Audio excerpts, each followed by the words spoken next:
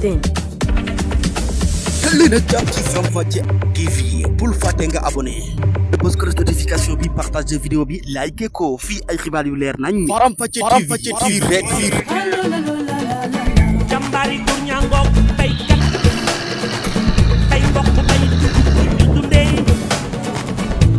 bonsoir asalaamaaleykum mbokk xarit am di jàmm soppe yéen ñi safoo saa yu nekk di topp suñu chaîne bi leen di jox ay information ci temps réel bi ngeen daal di koy topp mu nekk seen Faram Facce TV te nag ñu dikk ak yéen ci Diourbel fii nag ci commune bu Ngogom ñoom dañu amoon problème suuf maanaam ab convocation daal di tey juddu ñu wuyu si ñaareelu yoon fii ci tribunal grande instance bu Diourbel dinañ wéy ak yéen ci ay discours yoo xamante ne ni daal dinañ koy wax ginnaaw bi ñu daal di yegg si fii ci seen dëkk ci commune bu Ngogom fii ci Silane ñëw leen mu dem bu leen fàtte ngeen abonné.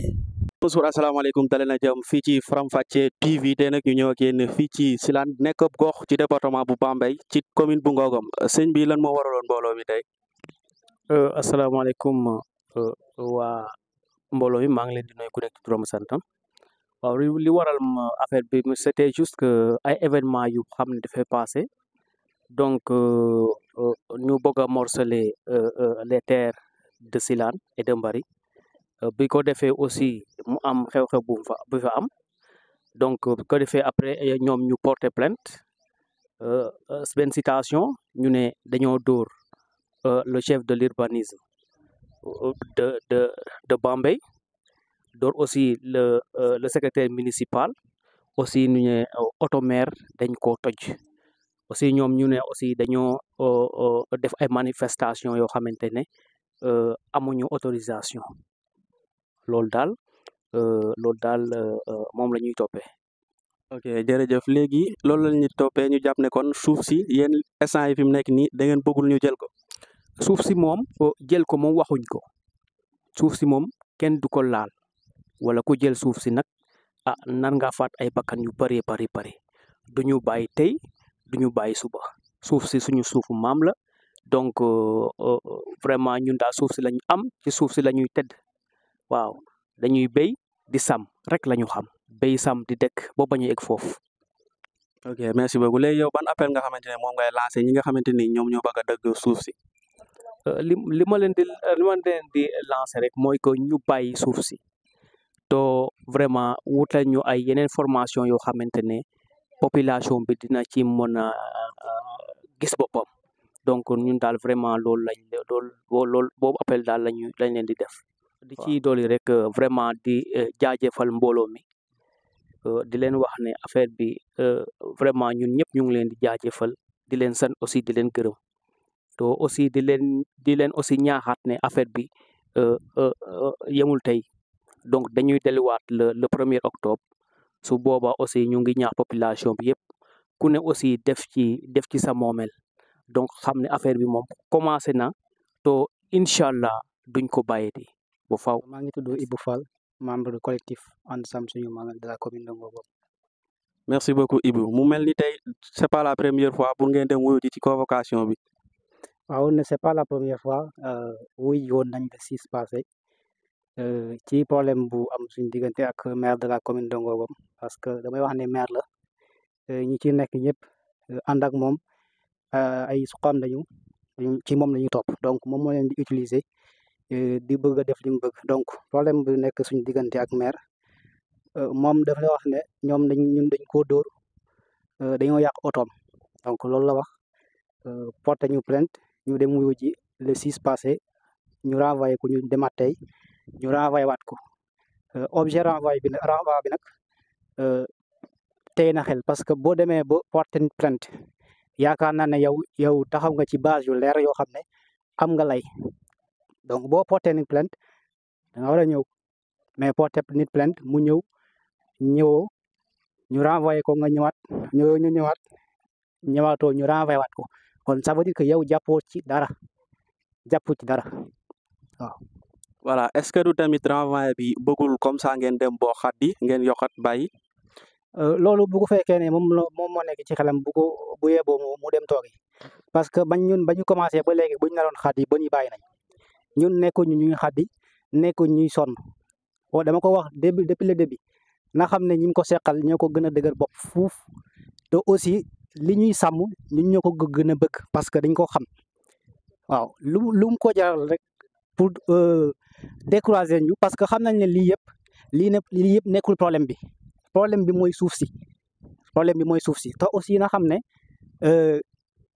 lii ñu dem di ñëw nekkul ça n'a rien à voir avec combat yi ñëw ci kanam yoo xam ne ñun ñu ngi koy waajal xam nañ ne pare nañ pour bu récolte yi pare ñoom ñu commencé te loolu xam nañ ñu ngi koy waajal bu baax a baax population bi yëpp xam nañ ne détermination buñ amoon bu njëkk dañ koy renforcer parce que li ci kanam moo gën a rëy te aussi li ci kanam na xam ne moom bu préparé woon 10 na ko yokk 20 wala mu yokk ko 30 parce que population bi leen jàkkaarloo ak moom ak képp koo xam ne aussi dangaa nekk ci ginnaawam di ko dooleel ci suuf wala ci kaw waaw. ok merci beaucoup. waaw man la Ousseynou Sène membre collectif And Sam Suñu Moomeel di dikk rek ci li maire tuuma yi mu teg suñu kaw muy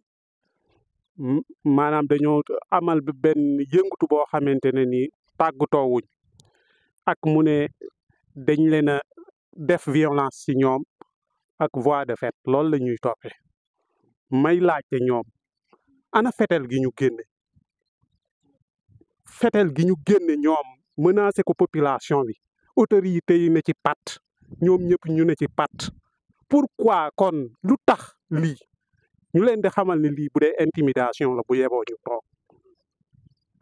duñu bàyyi tey duñu bàyyi ëllëg pare nañu pour jox see sunu bakkan loolu la ñu mos di waxte loolu la ñuy waxaat. voilà wax nga ay waxi autorité est-ce que du tamit nekkul ne autorité bi dafa am ñoo xamante ne dañ leen seetaan ak ban appel nga xamante ne mën ngeen ko lancer rawatina ak régime bu bees bi. ñun son excellence monsieur Bassirou Diomaye Faye moom la ñuy interpréter directement ndax xam nañ ne suufu béykat ku ko jël toroxal nga ko rey nga ko gis nga lii nii muy plan de lotissement bi defuñu ko ngir kut ñu morcelé ko dañ ko def ngir ñi nga xamante ne bu jamono doxee ñu ngi ci dëkk bi nekk ak njaboot goo xam ne yegg seeguñu ganeeguñu àdduna ñooñ moo tax ñuy sonn mais plan bii du pour ñun ndax suñ kër yaa ngi ni xool dëkk bi ak fa plan ba nekk sori na ay kilomètres ngay daw kon moom na delloo si waat xelam xam ne ñun li ñu bëgg mooy mu ñu ñoŋalal ñu sunuy suuf charge yiñ ci teg bari na mais hectare nga ciy fay 150 000 béykat bi bu amee 5 hectares ñaata la évaluer leen ko kon kii bëgg da joxe suuf si am na leneen lum ci laxas 50 mètres 150 mètres par parcelle taxut ñun li ñu bëgg mooy sunu kër yi di dëkk di dem boo xamee ne nécessité la ñu lotissé ko mais nii duñu ko bàyyi mu lotissé parce que nag di rappeler ñi nga xamante ne ñu ngi joxe seen xaalis ku fa tëral sa xaalis ñàkk nga dañu koy wax di ko waxaat te li ñu gën a metti mooy fi ñuy tàmbali béy xoolal tool yi benn tool booy àll bi yëpp la ñu béy tey ñoom da ngay béy ñëw ay nit ñu boroomi oto yaakaar naa dëkk bi amuñu ay 4x4 yuy jaray 150 millions wala lu ko jege oto yu ñuul yooyu te gudd ñooy taxaw ci sunu àll bi naan fii baax na fekk béykat bi ci biir toolam ñuy wax autorité yi nag ku artuwul di nga ate te fi ñu jëm neexul fu metti la ñu jëm ak ñoom duñu bàyyi di wax président Bassirou Diomaye Faye ne ko na wax monsieur le maire commune Ngogom mu bàyyi li muy def askan wi soxla wuñu tey lotissement ci sunu dëkk yi lañ ko soxla configuration commune Ngogom 42 villages benn ci bu xamante ne plan de lotissement bi nécessité la amul kon buy lotissé ñeneen la ko bëgg a jox te duñu nangu ñuy joxe sunu suuf si ñuy tedd ci ay maama ki maamaat ba fii ñu nekk ñu koy jox ñeneen ñu toog loolu du xalaat duñu ko xalaat duñu ko nangu te lu mu leen jaral ëppal nañu ko waaw. Je m'appelle Mbaye Fall, je suis le porte-parole du collectif And Sam Suñu Moomeel de la commune de Ngogom. Aujourd'hui, on était parti répondre à une convocation en vertu d'une citation qui nous a été déférée C'est la deuxième fois que nous l'avions fait. Mais malheureusement, le constat qui est apparent et qui est visible et qui est autant plus que manifeste, c'est la partie adverse, la partie demanderesse, essaye de jouer sur le dilatoire. Parce que quand on nous a déféré une citation, on attendait à ce que la partie qui nous a déféré cette citation puisse comparaître à temps. Nous avons comparé au délai convenu, mais l'absence de la partie qui nous a décerné cette convocation n'est pas présente. Alors, nous lançons un appel à tout le monde, à toutes les autorités, aussi bien judiciaires qu'administratives du département de Bambey. Parce que quand je dis judiciaire, je parle effectivement du tribunal de grande instance de Diourbel, qui aujourd'hui a opposé un refus de jugement, alors que le dossier est en état d'être jugé. Quand un dossier est en état d'être jugé, cela ne doit pas emprunter le chemin du dilatoire, qui la partie adverse joue sur ce jet du dilatoire, alors que la partie qui est déférée doit subir sa convocation à temps. Donc, on n'admettra pas qu'une partie, qu'une personne, en plus une autorité administrative, convoque ses citoyens et qu'ils jouent au lanterne ou bien au dilatoire.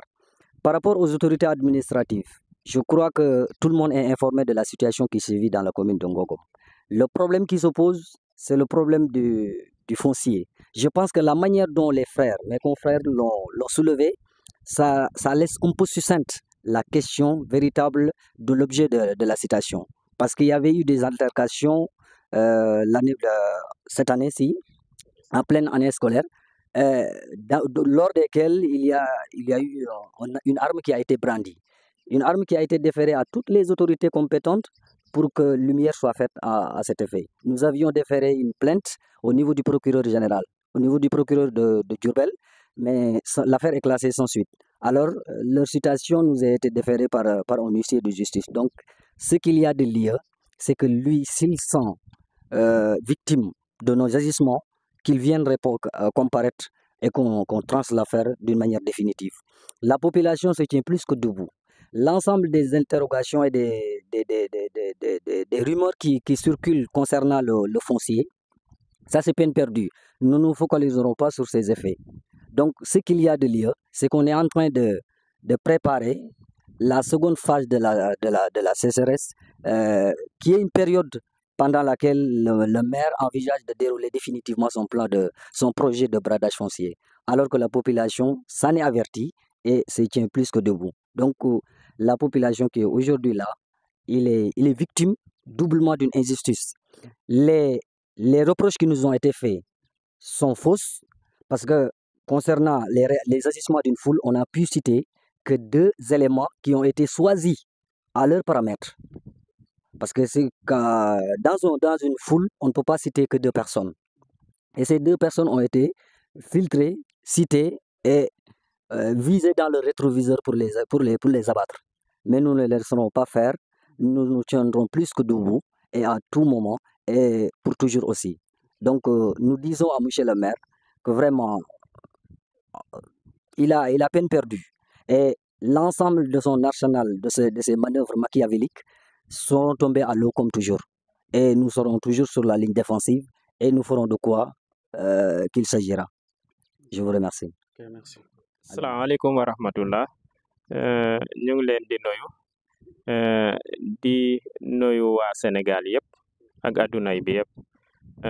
di ñëw rek wax dëgg di gërëm askanu Ngogom ñi nga xamante ne ni saa bu ñu jógee ñoom ñu jóg saa bu ñu toogee ñu toog ndax itam li tax ñu jóg rek mooy aar seen moomeel te seen moomeel boobu nag toujours dañ koy xel di aar képp koo xamante ne ni ñëw nga ci bëgg cee def nag sa dul noon di nga leen fekk ci terrain bi ñoom ñu taxaw te li nga xamante ne ni plainte yi ñu déposé jox suñu mbokk yi nga xamante ne ni ñoom la ñu bokkal xeex bi saa bu ñu jógee rek ñoom ñu jóg le 6 août bi passé la ñu demoon ñoom ñëpp ñu mobiliser ñëw def ay délégation bu am solo ñëw toog ci salle bi 7 heures du matin ñu toog booba ñuy renvoyé waat ko tey jii muy le 3 septembre bi ñu demaatee ñu defaat ñu nit suñu mobilisation bu am solo ñoom ñu renvoyé waat ko au 1er octobre te loolu nag moom ñun toujours duñu mos a tayyi duñu ko aussi bien ci convocation yi ak ci aar suñu moomeel li ñu moom ndax itam duñu nangu kenn ñëw di ñu toroxal kon loolu moom na ko ñëpp xam ñuy sant askan wi yëpp xam ne ñoom duñ leen mos a rusloo ndax itam fi ñu taxaw fu ñu taxaw rek gis nañ leen suñ ginnaaw dañuy nekk suñ ginnaaw nekk suñ kanam di ñu ñaanal di ñu xelal di yëkkati seen alal di ci def kon ñooñu gàc njaalaama ñu ngi sant ñëpp di gërëm ñëpp di jox rendez-vous ñëpp le 1er octobre incha allah au tribunal de grande instance de Diourbel. ok merci beaucoup. alors que te xa ñëw xadak rek ndax para ke fok te layo parce que keke fop dembaral no ka ndiki jamano ne i ndef na ke maire ke te bugna waag ke ref parce que ke tax na waag ke ref oxu refna ma genona jegiro mbiño lakas kon kene andoona yee mene i ngenu te ref xalal in fata xaƴin fa in ngir roog fa yonin tane a sonla in ɓakru refna ndam ga'a no kelfa ken ndefno mene xane jege te xa andoona yee a ñaktway xane wala te yer foofi sax a bo cafa ɗak to den i mbaage den o ngaaw oxu convoquer na kiin kay wo adwama na wariro falak ne katim force rendez-vous bo cafa ɗak mais kene anda i den kon déjà anda i ye den ndamero na ɗak parce que ku ritanga bugo neew no kiin oxe doole te lalonge mi newami doole na koy refkiro tookes o ret na ɗat no ɓiswin na ɗat to waagiro xet fo ten na ɗat bo cafa ɗak to ten chaque jour te teewama mais kene te refu ye wo anda ye wo tooñu kun wo tooñu ret ley fo xe andoona yee wo te saqo a ɗat o andine mi tooñu xaq fa maak o te saqan yo in parce que a wotu kene i ndafdo xaalis o i ɓekoote maak wene in wo fajar a ndeto Njarem refe meeke oxu refna ande Njarem refe mene to i ndeta maaga cafa ɗak i mbaage nga'u den ma tegno o convoquer na kiin wo aduma a attaquer o in a saqo armée nene koy fata layno ba ngaƴno fat te suto armée ne armée refe xa caaxaan armée mu sutanoona bo wara ndeewna ko jeg chance kene oxu refna anda ni xa caaxaan ba xero kete mbugnoona in mbageer no njego fata ngaƴno i njaƴkeerno xane i njaƴkeerno o feet in maak we silaan koy fop in ngeen wayo paam xa caaƴ axe ngeen wa ciiñ den défendre den chaque jour koy pour kete njegno te mbaaga lewa den fata ngaƴno fa den a leway den sax naafiqo refu me rek naafiqo refu me o seereer oxu refna nanaan laya kaame fato nan gilwa Ousmane kene ta laya ka ñorin fat nu ƴuf go in koy président Diomaye maxey leya fa wo o seereer refo comme in ƴuf giidi in no moomel ne in o maire ne Ngogom a xaƴin fa in bo waage fata xaƴin fa in te refa ɗat أعوذ بك وذريتها من الشيطان الرجيم ربي أعوذ بك من همزة الشياطين وأعوذ بك ربي أن يحضرني ginnaaw bañu sante yàlla julli ci yonent bi sallallahu alayhi wa sallam sant ku tedd gi ku sell gi ku mag gi Seexul Xadim Cheikh Ahmadou Bamba sunu yaakaar tey ak ëllëg noo ngi nuyu mbooloo mi fi teew yëpp góor ak jigéen mag ak ndaw nga xam ne lii métti na ndax nii la ñu defoon ñu àndandoo ñun ñëpp dem ñëwaat teyaat ñu defaat ni ñi nga xam ne ñoo woote ñëwuñu ñu ramwaay waat ko loolu métti na to lépp bëgg a jël sunu alal bëgg a jël sunu moomeel te nun lii la ñu yaakaar lii la ñu am di ci tedd di ci liggéeyal Sëñ Tuubaa di ci uuf njaboot gi gon nañ ñu bàyyi ak sunu suuf segem bëgg na jàmm ndax nun bañuñ ci dara de bañuñu ci dara nag ci yàlla nag la ñuy waakirul ak yéen ak Sëriñ Tuubaa mi ñu yaakaar te si yéene jàmmaarloo ak ñoom lu ñu ci bañut nun bañuñu ko ci nit ki nag dégg rek moo wóor ndax Sëriñ Tuubaa dafa wax ne alxaqu dégg saabitu moo sax amal baatu na ndaal neen walaw ala donte ki kaw la sa yaqun wa saafilu day mujj suufate day mujj map dawlati baatili saa dawlati xaq ila saa mu ne nguurug neen de as waxtu dong la waaye nguurug dégg moom ba yowmal xiyam kon nun nag ci dëgg lañ fas yéene ne nekk ba luñ ci fekk rek fekk nu ci góor ak jigéen mag ak ndaw mbooloo ma ngi nii te ñi teewul ñoo ko ëpp ndax ñun ñëpp mënuñoo xëj ci oto yi ginnaaw nag amuñu doole mu ñëw ñu yaakaar ko fool ko bëggoon mu jàppale ñu ngir ñu am doole mu ñëw foog li ñu jotoon a am ñu tur jël jox ko leneen loolu duñ ko nangu tey duñ ko nangu xale yéen nag yéen a jiitu ci suñu kanam maa ngi leen di bëgg ba xam xel wax ñoo nga fa kon nañ bay suñu suuf noo ko moom ni nañu bay suñu suuf noo ko moom auzu billahi mina shaytaani rajim wa inni u'iizuha bika wa zurriyyataha mina shaytaani rajim rabbi a'uuzu bika min hamaazati shayaatini wa a'uuzu bika rabbi an yahduruni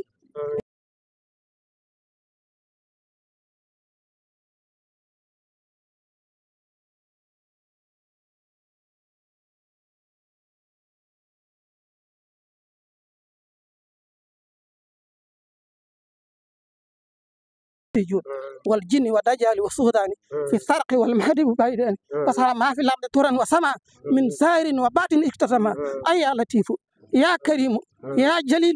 أمل جميع لنا بالفكر الجميل وكن نجاة وفلا إنسان بركة الله yàlla musal ci lépp luy lore musal ci lépp luy lore yàlla musal ci seytaane ak musiba ak bala kasaar ak déggu ñëw musal ci rey ak réew musal ci ngistal musal ci lépp luy lore musal bépp la ñu àndal it nag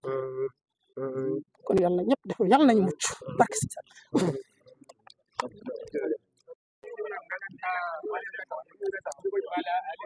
j'espère que li nga fa doon kii leer